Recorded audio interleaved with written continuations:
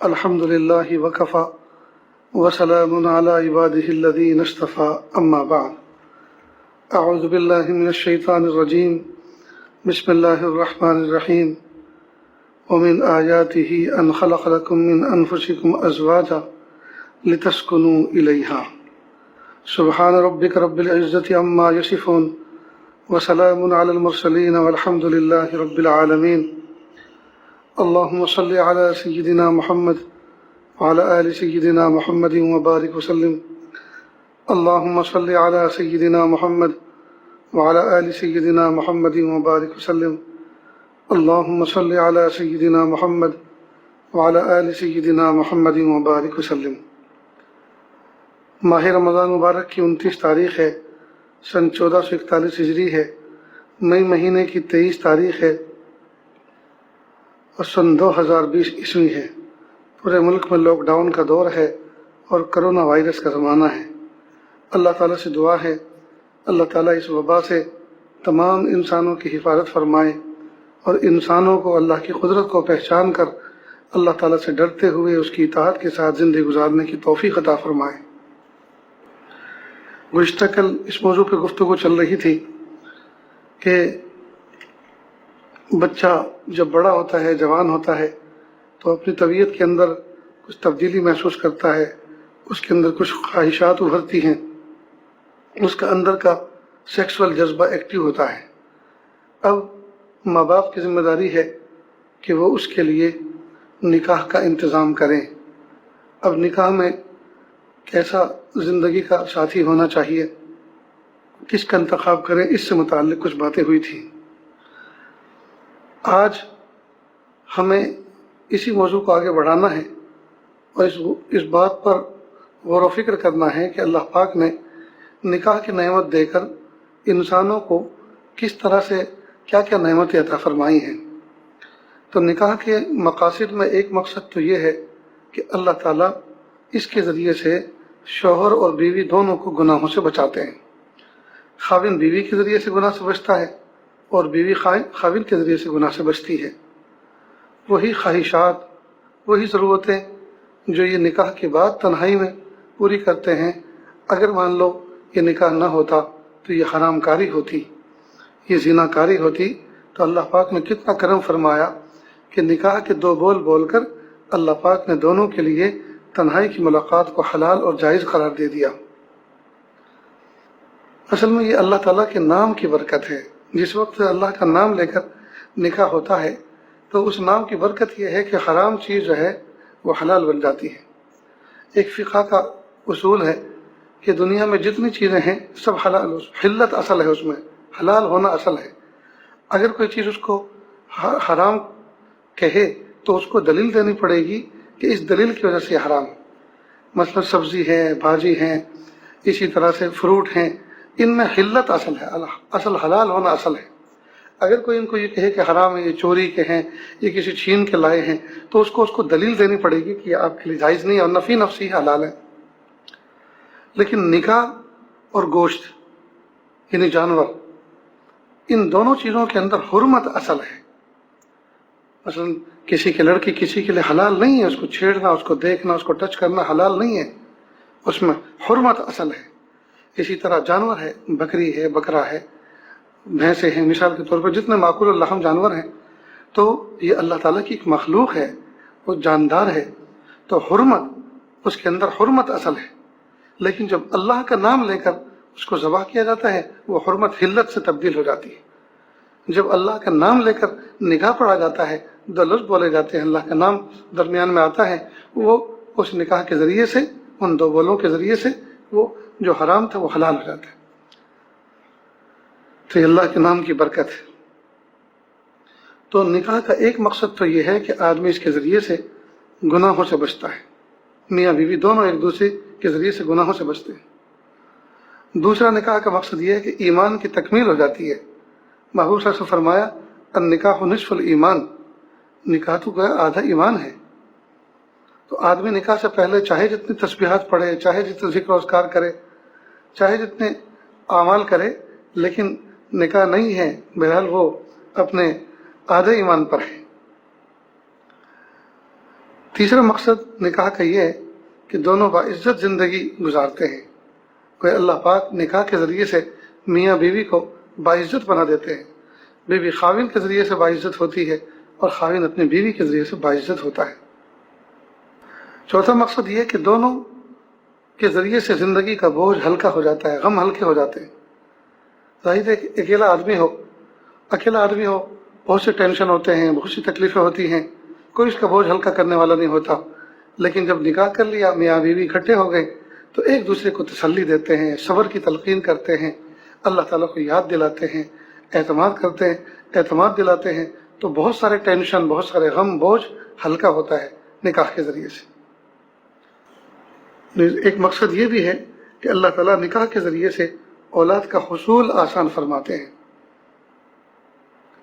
لہذا نکاح کے بعد میاں بیوی کی پہلی تمنا یہ ہوتی ہے اللہ پاک ہمیں نیک صالح اولاد عطا فرمائیں، آنکھوں کی ٹھنڈک اولاد عطا فرمائیں، ہنستا کھیلتا ہمیں کھلونا عطا فرمائیں. اور یہ صرف عوام ہی کو تمنا نہیں، بلکہ وقت کے انبیاء کرام نے بھی اس کی تمنا کی. اور حضرت زکریا رحمۃ اللہ علیہ نے تو بڑھاپے کی عمر میں اللہ تعالیٰ سے دعائیں مانگی اور تڑپ کے ایسی دعا مانگی کہ رب کریم کو ترس آ گیا ان کے اوپر. اور ایک مقصد یہ کہ نکاح کے ذریعے سے اللہ تعالیٰ زندگی کو پرسکون فرما دیتے ہیں. اب جب نکاح کے ذریعے سے اتنے سارے مقاصد حاصل ہوتے ہیں تو ظاہری بات ہے اگر میاں بیوی اگر کسی وجہ سے ایک دوسرے سے کچھ وقت کے لیے تھوڑا ناراض بھی ہو جائیں تو دونوں کو چاہیے کہ وہ حکمتوں کے ساتھ اس میں بجائے تیسرے آدمی کو انٹرفیئر کرانے کے خود ہی آپس میں اس کو سمجھ لیں. ویسے قرآن پاک میں خود اللہ رب العزت نے فرمایا کہ عورتیں میاں بیوی کے لیے عورت اور مرد دونوں کا تعلق ایسا ہے جیسے لباس کا تعلق. عورت مرد دونوں کے دونوں ایسے ہیں جیسے ایک دوسرے کے لیے لباس. گویا اللہ تعالیٰ نے عورت مرد کو ایک دوسرے کے لیے لباس بنایا.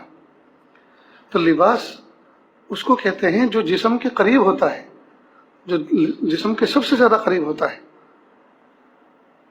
لہذا لباس اور جسم کے درمیان کوئی اور چیز نہیں ہوتی ہے، اور کوئی چیز آتی ہے تو آدمی اس کو نکال کر پھینکنے کا مکلف ہے.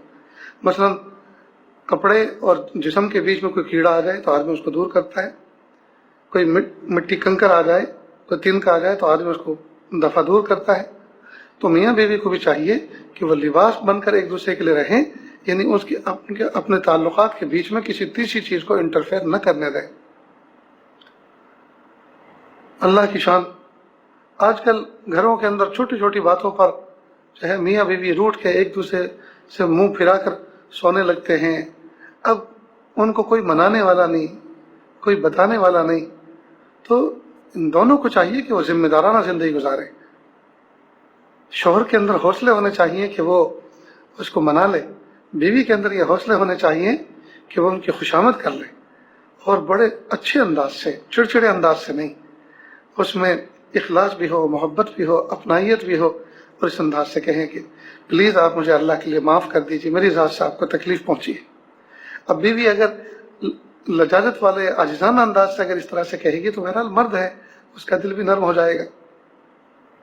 اور اگر بیوی ناراض ہو گئی ہے تو مرد کو مردانہ حوصلے استعمال کرنے چاہیے کہ بیچاری صبح سے شام تک میرے لیے کھانا پکاتی ہے، میرے کپڑے دھوتی ہے، گھر کو سنوارتی ہے، گھر کو جھاڑو پوچھا دیتی ہے، اتنے سارے کام کرتی ہے.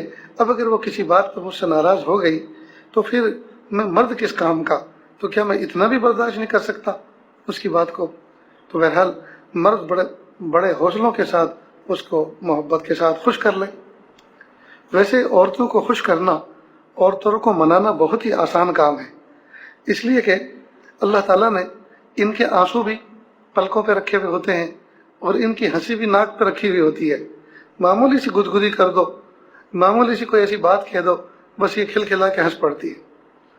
اس لیے عاجز ازراہ ظرافت یہ کہا کرتا ہے کہ اگر کوئی بیوی غصہ ہو رہی ہو، مثال کے طور پہ کھانا نکال رہی ہے، کھانا پکا رہی ہے، غصہ ہو رہی ہے، تو شوہر کو چاہیے کہ وہ اس کے چہرے کو غور سے دیکھا کرے.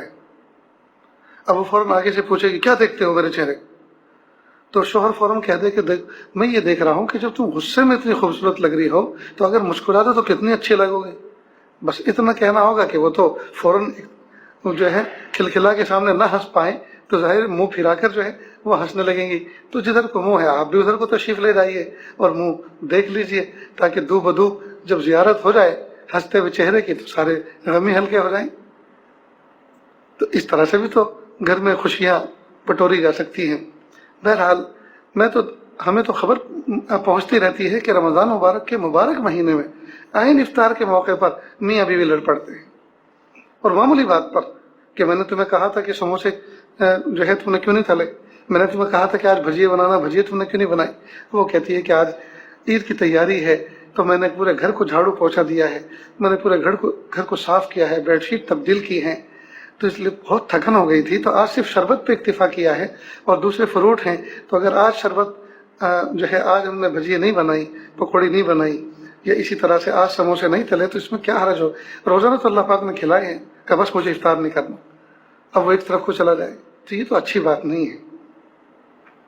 اور پھر جب یہ جھگڑے چھوٹے چھوٹے معصوم بچوں کے سامنے ہوتے ہیں تو بچے سہم جاتے ہیں، بچے ڈر جاتے ہیں، اور کئی مرتبہ باپ کی تصویر ان کے ذہن میں بڑی بھیانک بن جاتی. وہ امی سے میٹھی میٹھی بات کریں گے، امی تم بہت اچھی ہو، ابو اچھے نہیں ہیں، ابو بدل دو. کئی مرتبہ معصوم بچے تو یہ تک الفاظ کہہ دیتے ہیں ابو بدل دو، یہ ابو کو بیچ دو. اب کیا کریں، ابو بکتے بھی تو نہیں ہیں، ساری دنیا کا اسکریپ بک رہا ہے، لیکن یہ اسکریپ ایسا ہے کہ یہ بکتا بھی نہیں.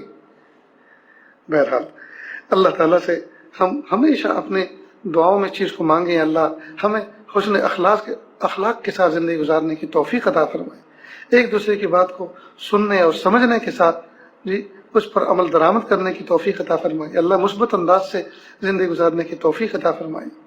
یہ سب چیزیں ہم اللہ سے مانگیں. نیز کئی مرتبہ میاں بیوی گھر میں صرف اکیلے نہیں رہتے، بلکہ شوہر کی والدہ بھی ہوتی ہیں گھر کے اندر، شوہر کے والد بھی ہوتے ہیں، اس کی بہن بھی ہوتی ہیں. اب ظاہر ہے کہ جب اتنے سارے افراد ہوں تو کچھ نہ کچھ کھٹپٹ تو ضرور ہوتی ہے. جیسے ایک ٹوکرے کے اندر آپ کچھ برتن رکھ دو تو برتن آپس میں کچھ نہ کچھ تو آواز کرتے ہیں، اسی طرح گھر کے اندر کچھ نہ کچھ آواز تو ہوتی ہے، اس لیے کہ سب کے سب بولنے والے ہوتے ہیں، گونگے تو ہوتے نہیں. اب اس صورت میں بہت حکمت کی ضرورت ہے. سب کی طبیعتوں کو پہچان کر اس کے طبیعت کے اعتبار سے بیہیو کرنا، یہ بڑی حکمت جو ہے اس کے لیے درکار ہوتی ہے. یہ اللہ تعالیٰ سے یہ چیز کثرت سے مانگنی بھی چاہیے، اللہ کس کے ساتھ میں کس طرح کا برتاؤ کروں کہ اللہ یہ سمجھ بوجھ مجھے عطا فرما دیجیے. کہتے ہیں کہ ایک مرتبہ ایک حکیم کے پاس ایک نوجوان عورت آئی زار و قطار روتے ہوئے، اور حکیم صاحب کے پاس بیٹھ کر بڑی عاجزانہ انداز سے روتے ہوئے یہ بات کی، حضرت حکیم صاحب آپ مجھے ایک زہر کی پڑیا دے دو، مجھے زہر کی پڑیا دے دو، اور میری عزت کے علاوہ جو تم مجھ سے مانگو گے میں دینے کے لیے تیار ہوں. حکیم نے کہا بیٹی رونا دھونا تو بند کرو اور مجھے پرسکون ہو کر بتائیے کہ آخر زہر کی ضرورت تمہیں کیوں پیش آئی. اب اس نے اپنے آنسوؤں پہ قابو پایا، جذبات پہ قابو پایا، اور کہا حکیم صاحب میں ایسی ایک مظلوم عورت ہوں کہ مجھ سے زیادہ آسمان کی چھت کے نیچے کوئی مظلوم ہوگی بھی نہیں. میری شوہر میری ساس جو ہے مجھ سے یہ مطالبہ کرتی ہے، یہ کام بتاتی ہے، یہ کہتی ہے ایسا کرو ایسا کرو، میں عاجز آ گئی ہوں مجھ سے. حکیم صاحب نے ساری بات سنی اور پوری تفصیل سننے کے بعد ایک فیصلہ سنایا اور کہا کہ بیٹی اللہ پاک نے تمہیں بالکل صحیح جگہ پہ پہنچایا، اور تمہاری بات سننے کے بعد مجھے لگ یہ رہا ہے کہ واقعی اس ساس کو زندہ رہنے کا زمین پر بالکل حق نہیں ہے، اس کو تو زیر زمین چلے جانا چاہیے، اور تم بالکل فکر مت کرو، اس کو مارنے میں تمہارا پورا ساتھ دوں گا. لیکن چند باتیں میری ذرا سن لو. اگر میں کوئی ایسا ہارڈ پوائزن تم کو دے دیتا ہوں، ایسا فل پوائزن دے دیتا ہوں، ایسا زہر کہ تم اس کی پڑیا لے کر جاؤ اور بڑھیا کو کھلا دو اور بڑھیا فوراً مر جائے، تو فوراً سب شک کا دائرہ ہے تمہاری طرف جائے گا، شک کی سوئی تمہاری طرف جائے گی، اور تمہیں دو ڈنڈے پڑیں گے، تم میرا نام آسانی کے ساتھ لے دو گی، تو میں بھی مروں گا تم بھی مرو گی، میں بھی پھنسوں گا تم بھی پھنسو گے. اس لیے میں چاہتا ہوں کہ بڑھیا مرنی تو ضرور چاہیے، لیکن ایسے زہر سے نہیں کہ جاتے کے ساتھ ہی وہ اثر کر دے، بلکہ سلو پوائزن میں تمہیں دیتا ہوں، روزانہ ایک ایک پڑیا اس کو کھلایا کرو، اور 40 دن کی 40 پڑیا میں بنا کے دیتا ہوں، 40ویں دن 40ویں پڑیا ختم اور بڑھیا بھی ختم، مسئلہ ہی ختم ہو جائے گا۔ اب یا تو وہ روتے ہوئے آئی تھی، اور یہ بات سن کر حکیم صاحب کی وہ کھلکھلا کے ہنس پڑی کہ حکیم صاحب جلدی کرو، اللہ تمہیں جزائے خیر دے۔ کہا نہیں، ابھی بات پوری نہیں ہوئی، اور سنو۔ ایک تو یہ کہ تمہیں روزانہ سونے سے پہلے دودھ میں اس کو یہ پڑیا ملا کر دینی ہے، اور دوسرا کام یہ کرنا ہے کہ جس دوران یہ دوائی چلتی رہے آپ جو ہے اتنی خدمت کریں، اس کی اتنی خدمت کریں کہ جو 40ویں دن بڑھیا مر جائے تو کسی کے فرشتوں کو بھی اس بات کا احساس نہ ہو کہ اس کے مارنے میں تمہارا ہاتھ ہے، یہ جو تم نے زہر کی پڑیا دی اس کی وجہ سے ماری ہے، بلکہ لوگ تمہاری اس خدمت کی وجہ سے اس کے مرتے وقت یہ سوچیں کہ بھئی ان میں آپس میں جھگڑا ہوا کرتا تھا، لیکن یہ تو ماضی کی داستان بن گئی، تو بہت پرانی بات ہو گئی، اب تو ہم دیکھ رہے ہیں مہینے 2 مہینے سے یہ ایسے شیر و شکر بن کر رہ رہے ہیں محبت سے کہ اس کا تو تصور نہیں ہو سکتا کہ اس نے کچھ کیا ہو۔ لہٰذا روزانہ امی امی کہہ کے پکارو، امی کھانا کھا لو، امی تم آرام کر لو، امی لاؤ تمہارے سر میں جوں دیکھ لوں، لاؤ تمہارے سر میں تیل لگا دوں، دیکھو میں کپڑے دھو رہی ہوں، تم بھی کپڑے نکال دو تاکہ یہ کپڑے بھی دھل جائیں، صاف ستھرے کپڑے دھو کے رکھے ہوئے ہیں، پریس کر کے رکھے ہوئے تو ان کو پہن لو۔ تو جب تم اس طرح سے کرنا شروع کرو گی تو کسی کو بھی دائیں بائیں یہ پتہ نہیں چلے گا، یہ شبہ نہیں ہوگا کہ اس کے مارنے میں تمہارا ہاتھ۔ اللہ کی شان، وہ پڑیا لے کر گئی بڑی خوش، اور اس نے جب پوچھا کہ اس کی قیمت کیا چکانی ہے، کہا پہلے بڑھیا کو مرنے دو، اس کا کریا کرم ہونے دو، اس کے بعد دیکھا جائے گا۔ اب یہ گئی، اب روزانہ اس نے دودھ میں ملا کر سونے سے پہلے یہ پڑیا دینی شروع کر دی، اور روزانہ امی آرام کر لو، امی تم تھکی ہوئی ہو، امی لاؤ تمہارے پیر دبا دوں، لاؤ تمہارے سر پہ تیل رکھ دوں، لاؤ امی دیکھو تمہارے سر میں جوں تو نہیں ہے، امی میں نے تمہارے کپڑے دھو دیے، پریس کر کے رکھے ہیں، تم نہا لو، پانی بھرا ہوا ہے، غسل خانے میں بالٹی رکھی ہوئی ہے، تولیہ لٹکا ہوا ہے، اور یہ کپڑے مجھے دے دو تاکہ یہ میں واشنگ میں ڈال دوں۔ اب جب اس نے ماں ماں کہنا شروع کیا، اللہ کی شان، خیر وہ بھی تو ایک تڑپتے ہوئے دھڑکتا ہوا دل رکھنے والی تھی اپنے سینے میں، اس نے اس کو بیٹی بیٹی کہہ کے پکارنا شروع کیا۔ اب جو وہ کہتی امی تھکی، نہیں بیٹی دیکھو کل بھی تم نے بہت کام کیا، آج بھی اب تم آرام کرو، اب اس طرح کا بھی ہونے لگا، یہاں تک کہ 15-20 دن کی وہ پڑیا کھلائی تھی، اب اس کے بعد پڑیا زہر کی کھلانی اس نے بند کر دی جو حکیم نے دی تھی، اور 2-3 دن کے بعد وہ حکیم صاحب کے پاس پھر روتے ہوئے گئی۔ حکیم صاحب نے کہا کیا ہوا، پڑیا مر گئی، کیا بات ہے؟ کہا حکیم صاحب اللہ کے لیے مجھے کوئی ایسی اب دوائی دو جس سے زہر کا اثر ختم ہو جائے، جو اینٹی پوائزن ہو۔ کہ کیا مطلب؟ کہ نہیں حکیم صاحب اللہ کے لیے مجھے آپ ایسی دوائی دے دو تاکہ وہ زہر کا اثر ختم ہو جائے، میں نے کل 20 پڑیا کھلائی اور 3-4 دن سے تو میں نے پڑیا کھلائی بھی نہیں۔ وہ جو اس دن میں آپ کے پاس دکھی دل سے آئی تھی، اصل میں اس زمانے میں معاملہ ہی بڑھیا کا کچھ اس طرح کا تھا، لیکن جب سے میں نے یہ پڑیا دینی شروع کی اور جب سے میں نے اس کو امی امی کہہ کے پکارنا شروع کیا، اس نے مجھے بیٹی کا درجہ دے دیا، اور اب جب وہ مجھے بیٹی بیٹی کہہ کے پکارتی ہے تو مجھے یاد آتا ہے کہ 40ویں دن جب اس کا جنازہ اٹھے گا تو جو مجھے بیٹی کہنے والی ماں بنی ہوئی ہے، تو وہ جب اس کا جنازہ اٹھے گا تو اس دن میرے پہ کیا گزرے گی۔ اس لیے حکیم صاحب میں اس کو مرتے ہوئے اور جنازہ اٹھتے ہوئے دیکھنا نہیں چاہتی، اللہ کے لیے اس زہر کا تریاق کوئی مجھے دے دو۔ حکیم صاحب نے کہا کہ بیٹی دیکھو رونا دھونا تو بند کرو، اور اب سکون کے ساتھ میرے تو متوجہ ہو، جو میں بات کہوں اس کو سنو دھیان سے۔ پہلے دن جب تم میرے پاس آئی تھی اور تم نے پوری داستان سنائی تھی تو میں اس سے یہ سمجھا تھا کہ اصل میں مس میچ کا جھگڑا ہو رہا ہے، وہ تمہاری بات نہیں سمجھ رہی اور تم اس کی نہیں سمجھ رہی، وہ تمہیں جس مقام پر اتارنا چاہ رہی ہے، جس طرح سے تم سے کام لینا چاہ رہی ہے تو ویسا نہیں کر پا رہی، اور تم یہ چاہ رہی ہو کہ میرے ساتھ اس طرح کا برتاؤ کرے، وہ ایسا نہیں کر پا رہی، تو تم اس کی وجہ سے پریشان، وہ تمہاری وجہ سے پریشان۔ پریشان صرف تم ہی نہیں تھی، پریشان وہ بھی تھی اپنے گھر میں۔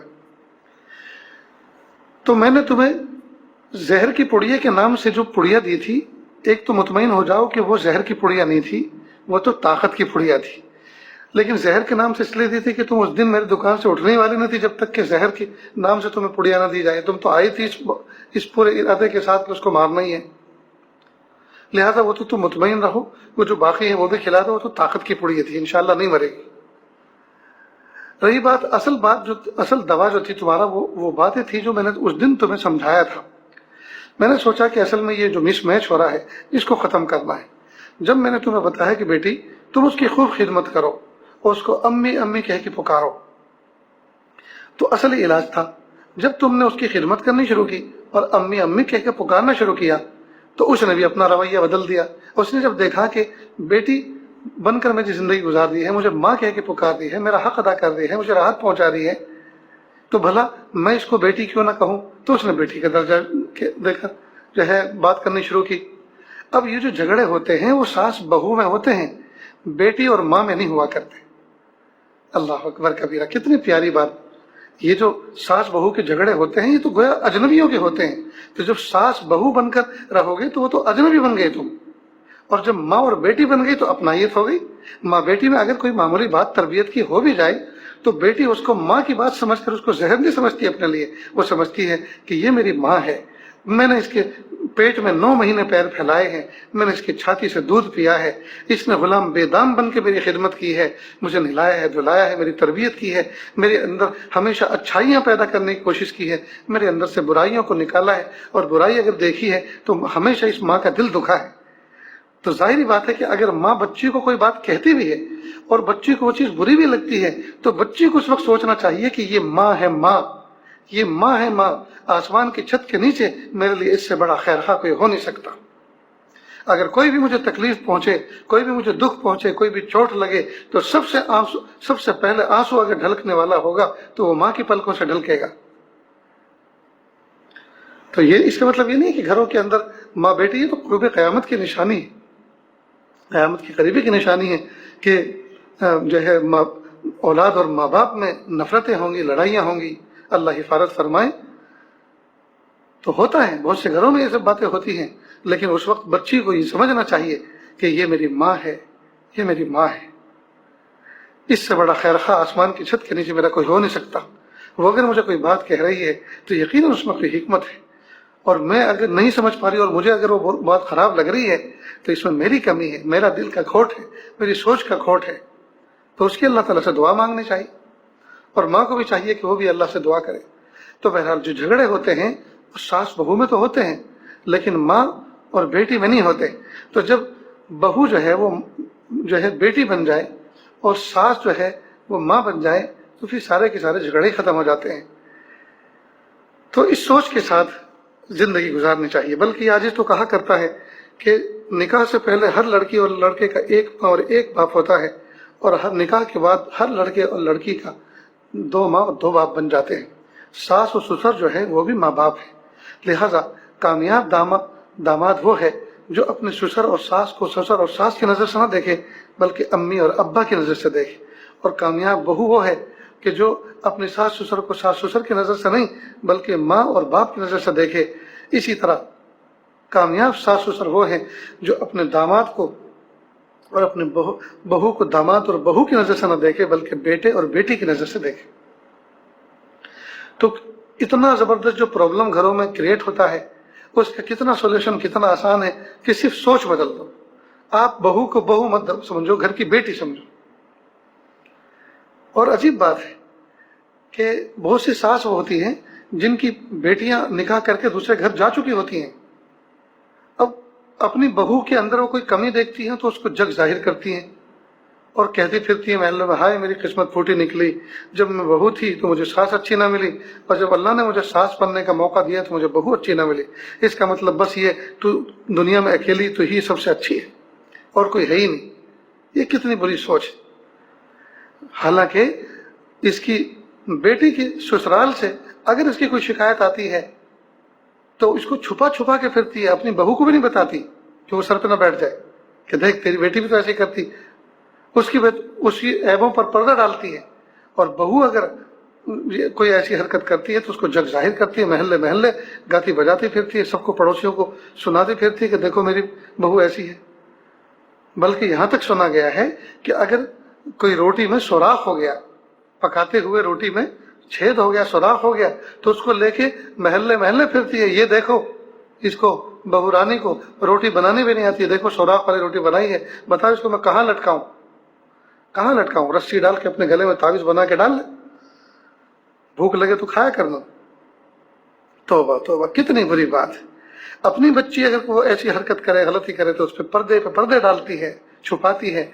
और अपनी बहू जो बेटे की बीवी है, वो भी तो बेटी के दर्जे में है, वो भी तो अपने माँ बाप को छोड़कर अब जिंदगी का बड़ा हिस्सा तुम्हारे यहाँ गुजारने वाली है जी, तो इसके ऐबों पर पर्दापोशी क्यों नहीं करते। मेरा अल्लाह ताला से दुआ है, अल्लाह ताला कहने सुनने से ज्यादा अमल की तौफीक अता फरमाए। जो बातें कही गई है उनको दिल के कानों से सुनकर उसको महफूज रखना चाहिए, और अल्लाह ताला से ये मांगना चाहिए कि प्यारे अल्लाह, इन बातों पर जिस वक्त अमल करने की जरूरत पेश आए, या अल्लाह ये बातें उस वक्त याद भी दिला दीजिए और अमल की आसानी के साथ तौफीक भी अता फरमा दीजिए। व आखिर दावाना अनिल हम्दुलिल्लाहि रब्बिल आलमीन। जहाँ जहाँ तक ये आवाज़ जा रही है, एक ऐलान अच्छी तरह से सुन लें कि ये जो हमारे उलमा, अकाबिर और उम्मत के फिक्रमंद और दर्दमंद लोग ये कह रहे हैं बहुत दिनों से कि इस साल ईद बहुत सादगी से मनानी है, इसका मंशा ये हरगिज नहीं है कि अगर अल्लाह पाक ने नए कपड़े मैसर फरमाए हैं तो उनको न पहने, और धुले हुए कपड़े न पहने, और गुस्ल न करें, बल्कि मैले कुचेले रहें और फटे हुए कपड़ों में रहें। जाहिरी बात है, अगर इस तरह से हम फटे हुए कपड़ों में, मैलों कपड़ों में रहेंगे, अगर सादगी का ये मतलब है, तो ये तो अल्लाह ताला के खिलाफ एक किस्म का एहतजाज है, हरगिज नहीं। अल्लाह ताला ने रमज़ान मुबारक के पूरे महीने में रहमतों के दरिया बहाए, मगफिरतों के दरिया बहाए, अल्लाह पाक ने नेमत अता फरमाई, रिस्क में बरकत के वादे फरमाए, और साल भर इंशाअल्लाह अपने अपने मौके पर वो रिस्क में बरकतों का ज़हूर होता रहेगा। तो उस अल्लाह ने तो हमारे साथ ये करम का मामला फरमाया। याद रखना, अगर ये अजाब हमारे लिए होता, मोमिनों के लिए होता, तो अल्लाह पाक रमज़ान का महीना हमें नसीब न फरमाते। इसलिए कि रमज़ान ये तो रहमतों का महीना है, ये अजाब का महीना नहीं। इसमें तो अजाब की जो सबसे बड़ा सोर्स है, यानी जहन्नम, उसमें ताले पड़ जाते हैं। इसमें तो अजाब जो है, इंसानों को बहकाने वाला जो दुश्मन है शैतान, उसको जो है कैद कर दिया जाता है। तो जब अल्लाह पाक रहमत का दरिया बहा रहे, तो ये कैसे हो सकता है कि गजब का भी दरिया बहाएं और अल्लाह पाक हमें गजब का शिकार करे। हरगिज नहीं, अल्लाह ने रहमतों का मामला फरमाया है। तो वो सादगी फिर क्यों कहा उन्होंने, सादगी से मनाई, इसका क्या मतलब, कैसे सादगी। तो सादगी का मतलब ये कि बाजार जो कुछ खुले हैं उनमें शॉपिंग में अपनी भीड़ का इजाफा न करें, बाजारों की जीनत न बने, बल्कि जो कुछ पहले से लेकर रखा हुआ है उसी पे इक्तिफा करें। और मकसद इसका एक और भी है, ताकि दुनिया वालों को ये पैगाम भी दिया जा सके कि तुमने दुकानों को खोला, शराब के जो है शराब के स्टोरों को खोला, उनकी दुकानों को खोला, और नहीं खोला तो प्यारे अल्लाह के घर नहीं खोले।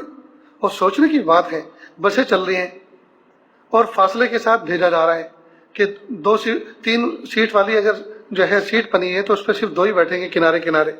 दरमियान में कितना फासला होता है, बस की सीट जरा नाप के तो देखो, 1 फीट का फासला होता है। और 1 फीट के फासले से क्या फायदा हो जाएगा। समझ में नहीं आ रहा कि ये कानून और ज़ाब्ते कौन बना रहा है। थोड़ी सी भी अकल इस्तेमाल करें, बिल्कुल अकल बिल्कुल हिफाजत के साथ रखी हुई है, उसको इस्तेमाल ही नहीं कर रहे। अरे जब वो 2 आदमी इतने करीब बैठे हुए हैं तो वो किसी न किसी मौके पर उठ के भी तो एक दूसरे के करीब से जाएंगे, तो जो होना है वो तो उस वक्त टच होके भी हो जाएगा। ट्रेनों के अंदर ठीक है, फासले जरा ज्यादा होते हैं, 3 सीट पर आदमी 2 बैठे तो दरमियान में 2-3 फीट की जगह बनती है। लेकिन जब वो किनारे वाला टॉयलेट में जाएगा तो वो इससे लग के भी तो जाएगा, उसके कपड़े भी तो इससे लग के जाएंगे। और टॉयलेट तो पूरे ट्रेन में दोनों किनारों पर एक एक होती है मसलन। अब उसमें 40-50 आदमी जो है उनको इस्तेमाल करेंगे, तो एक आदमी अगर कोई बीमारी छोड़ कर गया तो दूसरे को नहीं लगेगी। समझ में नहीं आ रहा कि ये कौन सा सोशल डिस्टेंस है। और क्या कानून कि बस में मसलन 20 बैठेंगे तो क्या 21वां अगर बैठ गया तो क्या वो कोरोना आ जाएगा। मस्जिद में कहा कि 5 आदमी नमाज पढ़ेंगे तो छठा आ जाएगा, तो क्या कोरोना आ जाएगा। ला हौल वला कुव्वता इल्ला बिल्लाह। और 5 रहेंगे तो कोरोना सिर्फ दरवाजे पे खड़ा रहेगा, अंदर नहीं जाएगा। क्या तमाशे हैं। अल्लाह पाक ने जो अकल दी है जरा उसको भी तो इस्तेमाल करें।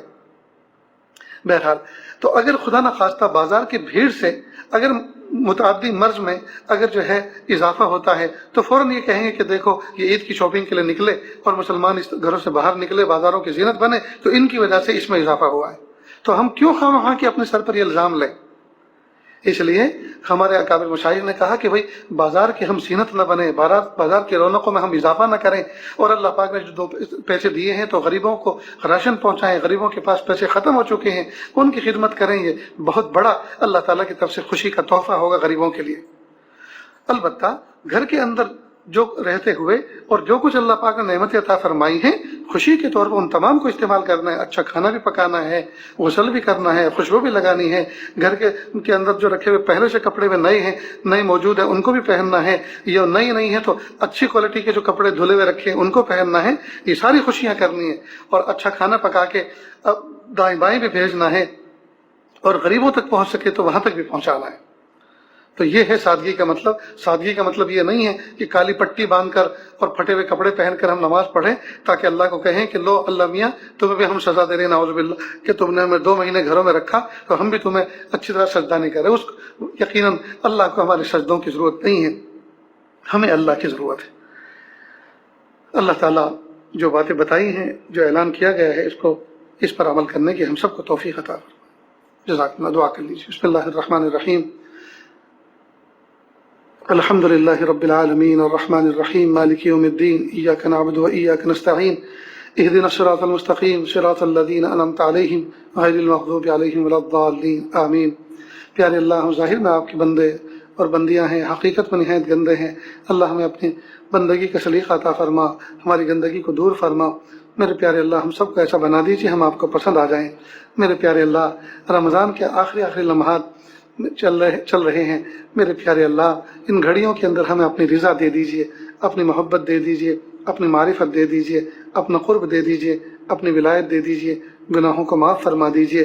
زندگی کے جو شعبے بگڑے پڑے ہیں اللہ ان کو درست کرنے کی توفیق عطا فرما دیجیے۔ یا اللہ، زندگی جو پٹری سے اتری ہوئی ہے یا اللہ اس کو پٹری پر لا دیجیے، استقامت عطا فرما دیجیے۔ یا اللہ، ہم سب کو ایسا بنا دیجیے ہم آپ کو پسند آ جائیں۔